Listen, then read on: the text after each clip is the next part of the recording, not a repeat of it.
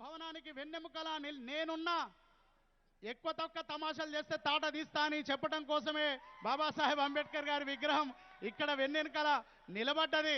ఆయన స్ఫూర్తితో పరిపాలన సాగించాలని కంకణం కట్టుకున్నటువంటి మన తెలంగాణ రాష్ట్ర ముఖ్యమంత్రి వర్యులు కేసీఆర్ గారు ఆయన రచించిన ఆర్టికల్ 3 ప్రకారం తెచ్చుకున్న తెలంగాణలో ఆయన ఆశించిన దళితుల ఆర్థిక స్వావలంబనను, ఆర్థిక ప్రగతిని నిజం చేస్తూ ఆయన స్ఫూర్తిగా ఉండాలని బాబాసాహెబ్ అంబేద్కర్ గారిని ఇంత ఎత్తుగా నిలిపినటువంటి గౌరవ కేసీఆర్ గారికి మన అందరం కూడా చప్పట్లతో, హృదయ చప్పట్లతో, అందరం కూడా కరతాళ ధ్వనులతో వారికి ధన్యవాదాలని తెలియజేద్దాం.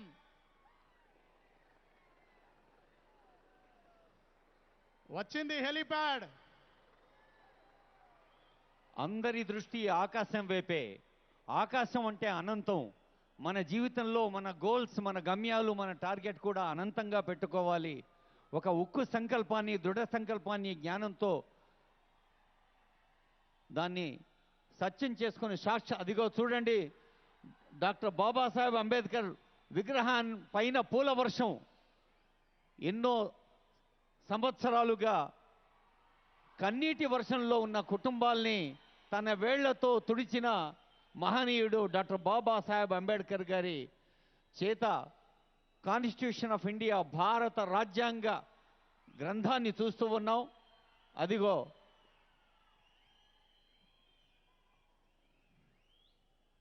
అక్కడ పూల వర్షం, ఇక్కడ చప్పట్ల వర్షం. ప్రతి సామాన్య పౌరుడు, every citizen is taking part in this grand occasion.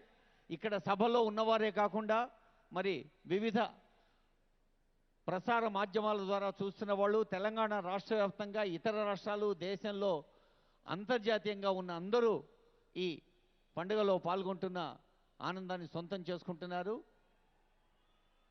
ఈ పూలవాన మధ్య మన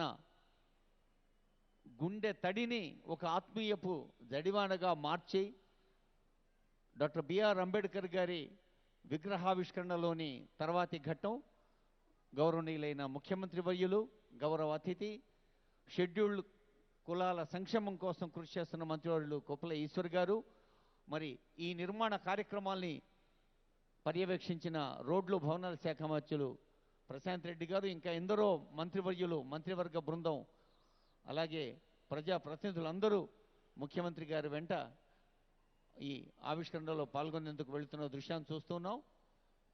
మరి ఇంకా చాలామంది ప్రజాప్రతినిధులు, పెద్దలు ఈ వేదిక సమీపంలో ఉండి కార్యక్రమంలో భాగస్వాములు అవుతున్నారు.